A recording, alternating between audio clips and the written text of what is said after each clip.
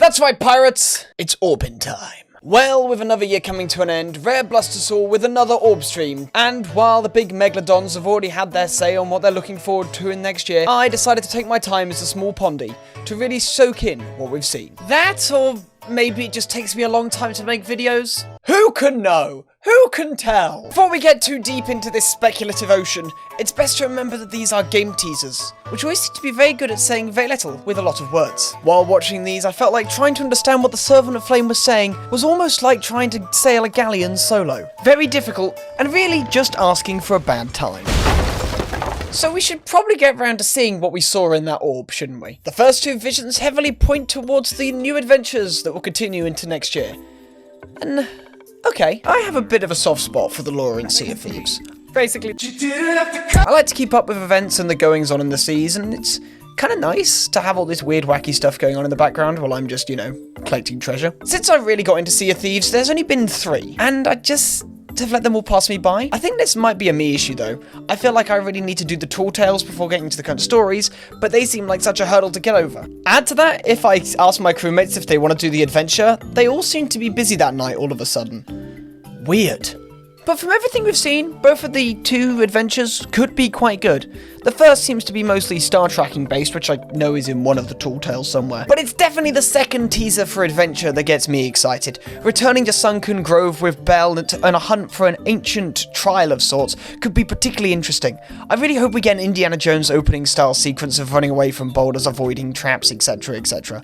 But with all that lore stuff aside, I think it's the 3rd trailer that really shows us what we can expect out of a new year, or at least the next season of Sea of Thieves. As a self-proclaimed PvE lord, trust me, I'm trying to get better at PvP. I'm trying! Anything that gives the trading companies more love is a win in my books. So, with the Pirate Lord going on about guilds like it's Europe between the 11th and 16th century, I'm very excited to see what they add to some of the old Day 1 content. But then the question becomes, what would a pirate guild actually do? Well, thanks to the roadmap for 2022 that has definitely been kept to, we do know that Season 9 is supposed to have new social options for crews. So if I had to guess, this guild system would be a part of that, right? I think this guild system could be any range of things, from just an extended ranking system like the Embassy one, to a way to have more than one ship of your friends on the server. But we do see a lot of guild-like things in other video games, from Pokemon Go's teams, which you would be stuck in for the rest of your life, to a Clash of Clans like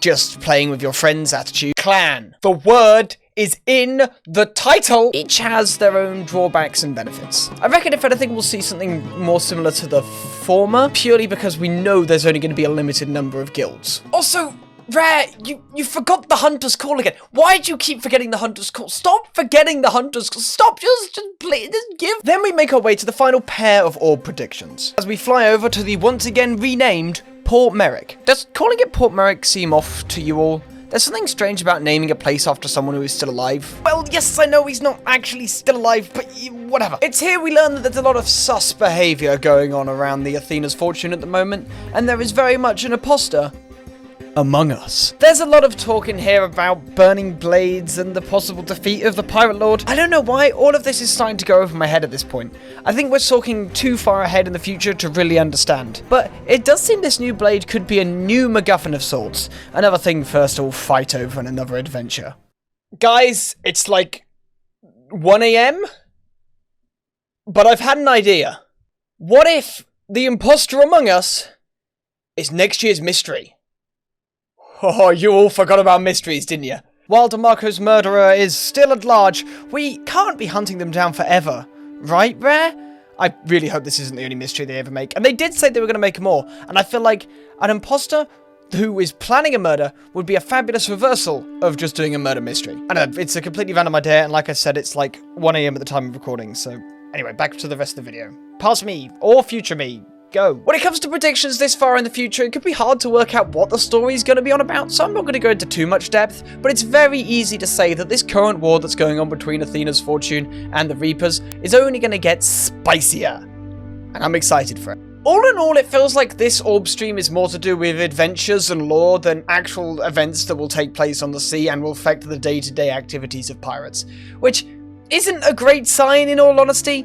I really hope we do see a lot of changes to the sea, and there's plenty to be done. I've definitely got a video somewhere in the process on that. But hopefully it doesn't just become a big lore dump, because I know a lot of pirates, especially casual pirates in this game, who just aren't particularly interested in that. All that pessimism aside, Rare have shown us that they are on good form at the moment. The last update, patching out and balancing issues around the PvP mode, was a really good sign that they do react and listen to the player base, and yeah, they actually gave us quite a lot. I'm impressed. This is coming from someone who played. Hello everyone, it's Editing Watson here.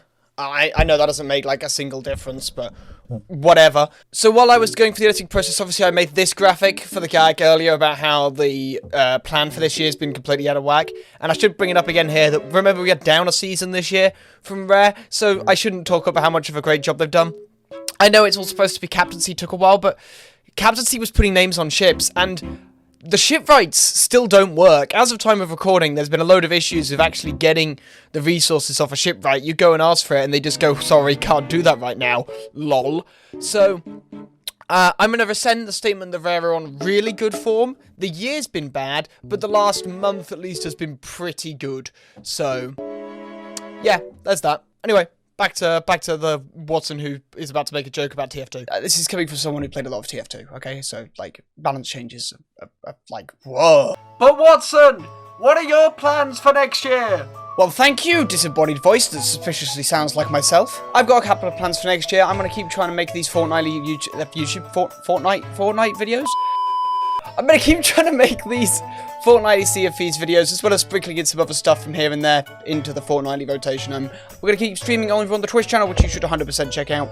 And when it comes to like Sea of Thieves goals, I need to get the tall tales done and improve PvP. I know, radically different things, but both things that would probably help my content creation. So let me know which one of those you think would be better for me to do. And I'm excited for 2023. I hope to see you all, crew and non-crew members, in the next year. Wow.